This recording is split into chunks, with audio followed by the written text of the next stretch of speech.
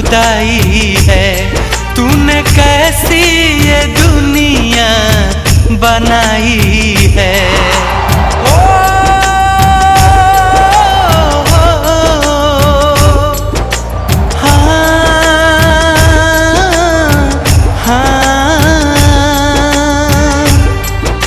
खुदा तेरी कैसी खुदाई है। तूने कैसी ये दुनिया बनाई है। प्यार करने वालों को सताया जा रहा है। प्यार करने वालों को सताया जा रहा है। क्यों मोहब्बत का नक्शा मिटाया जा रहा है। क्यों मोहब्बत का नक्शा मिटाया जा रहा है।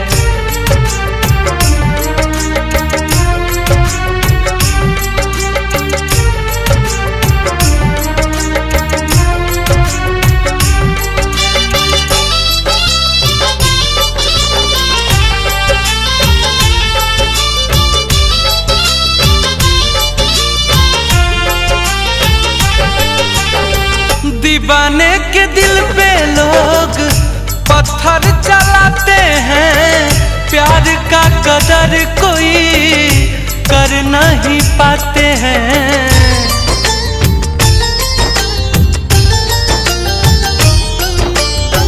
दीवाने के दिल पे लोग पत्थर चलाते हैं। प्यार का कदर कोई कर नहीं पाते हैं। प्रेमी प्रेमिका को कितना रुलाया जा रहा है। प्रेमी प्रेमिका को कितना रुलाया जा रहा है।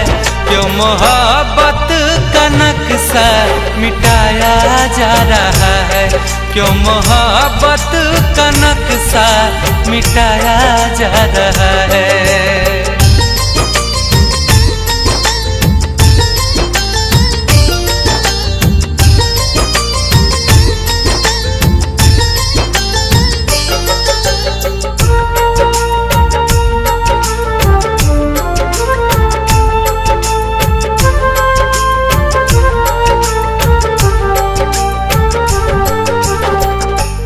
क्या कसूर है जो लोग इससे लड़ते हैं।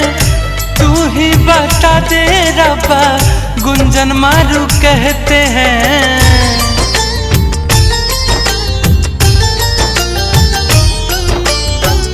प्यार क्या कसूर है जो लोग इससे लड़ते हैं।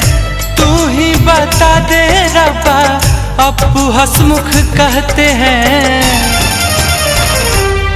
प्यार आग लगा के जलाया जा रहा है। प्यार आग लगा के जलाया जा रहा है। क्यों मोहब्बत का नक्शा मिटाया जा रहा है। क्यों मोहब्बत का नक्शा मिटाया जा रहा है। ऐ खुदा तेरी कैसी खुदाई है। तूने कैसी ये दुनिया बनाई है। प्यार करने वालों को सताया जा रहा है। प्यार करने वालों को सताया जा रहा है। क्यों मोहब्बत का नक्शा मिटाया जा रहा है। क्यों मोहब्बत का नक्शा मिटाया जा रहा है।